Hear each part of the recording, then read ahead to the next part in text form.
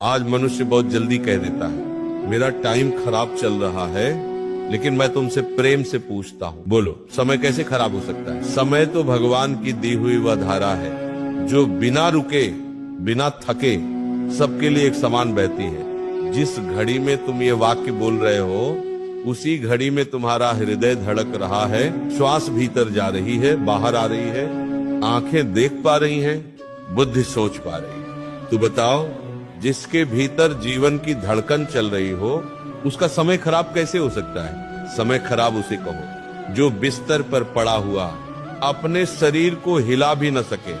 समय खराब उसे कहो जो अस्पताल के बेड पर ऑक्सीजन के सहारे सांस ले रहा हो। समय खराब उसे कहो जिसकी आंखें तो खुली हों पर वह अपने प्रियजनों को पहचान न पा रहा हो। तुम चल पा रहे हो, तुम बोल पा रहे हो, तुम खड़े हो पा रहे हो, तुम सोच पा रहे हो, तुम तो अत्यंत भाग्यशाली हो। तुम तो परमात्मा के अनुग्रह से आज भी साधना करने योग्य हो। मनुष्य को दुख तब होता है जब वह अपने पास जो है उसे नहीं देखता और जो नहीं है उसी को पकड़ कर बैठ जाता है। यही दृष्टि का दोष है, यही अज्ञान है। जिस दिन तुमने ये देख लिया कि मेरे पास जीवन है, उस दिन से तुम्हारा विलाप समाप्त हो जाएगा। मनुष्य जेल में बैठा हो या महल में, यदि उसके भीतर चेतना जागृत है तो वो अपने जीवन को सार्थक बना सकता है, क्योंकि साधना स्थान से नहीं होती, साधना मन से होती है। कई लोग कहते हैं महाराज जी हालात अच्छे नहीं हैं। मैं कहता हूँ हालात कभी अच्छे नहीं होते। मन अच्छा हो तो हालात अच्छे लगने लगते हैं। जीवन में जो कठिनाई आती है वह दंड नहीं होती, वह दीक्षा होती है। परमात्मा तुम्हें तोड़ने नहीं, तुम्हें गढ़ने आते हैं। तुम कहते हो मेरा समय खराब चल रहा है, पर मैं तुमसे पूछता हूँ समय तुम्हारे लिए क्या लेकर आता है? सांस लेकर आता है, जीवन लेकर आता है, अनुभव लेकर आता है और तुम्हारे भीतर छुपी हुई शक्ति को जगाने का अवसर लेकर आता है। यदि समय वास्तव में खराब होता तो वह तुम्हें सोचने की शक्ति क्यों देता? वह तुम्हें उठने बैठने की क्षमता क्यों देता? वह तुम्हें आज भी अपने भीतर झांकने का अवसर क्यों देता? समय तो कभी तुम्हारे विरुद्ध नहीं होता, समय तो तुम्हारा गुरु होता है। वो तुम्हें वो पाठ पढ़ाता है जो सुख में कोई नहीं सीख पाता। आज यदि तुम्हें ठोकर लगी है तो ये समझो कि परमात्मा ने तुम्हें चलना सिखाने के लिए तुम्हें गिरने दिया है। जो गिरकर रोता रहता है वो शिशु बना रह जाता है, और जो गिरकर उठना सीख लेता है वही पुरुषार्थी बनता है। मनुष्य का सबसे बड़ा रोग क्या है?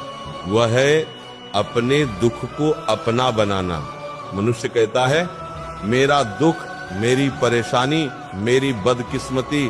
अरे मनुष्यों, दुख तुम्हारा नहीं है, दुख तो एक अवस्था है जो आई है और चली जाएगी। जिस दिन तुमने ये देख लिया कि दुख आया है पर मैं दुख नहीं हूँ, उस दिन तुम्हारा दुख आधा हो जाएगा। तुम्हारे पास आज जो जीवन है वह किसी का सपना है। किसी का सपना है कि काश वो एक बार फिर अपने पैरों पर खड़ा हो पाता। किसी का सपना है कि काश वो एक बार फिर अपने प्रियजन की आवाज सुन पाता। किसी का सपना है कि काश वो एक बार फिर अपने बच्चों को देख पाता।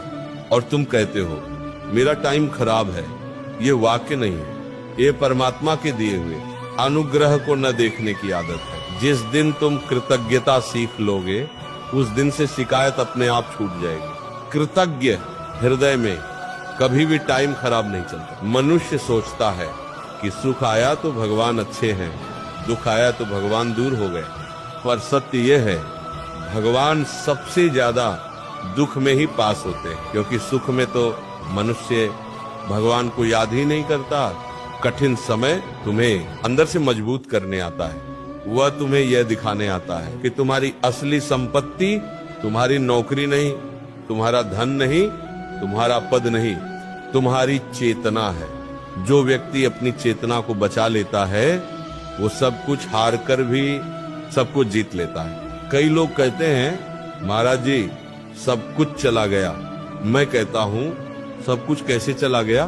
तुम्हारी सांस तो अभी भी चल रही है, तुम्हारी बुद्धि तो अभी भी सोच रही है, तुम्हारा हृदय तो अभी भी प्रेम कर सकता है। जिस दिन तुमने ये मान लिया कि जीवन का होना ही सबसे बड़ा सौभाग्य है, उस दिन से तुम्हारे लिए कोई भी समय खराब नहीं रहेगा। मनुष्य जेल में हो या महल में, यदि उसके भीतर स्मरण है, यदि उसके भीतर चेतना है, तो वह वहीं बैठकर भी अपने जीवन को ऊंचा उठा सकता है। साधना के लिए स्थान नहीं चाहिए, साधना के लिए मन चाहिए।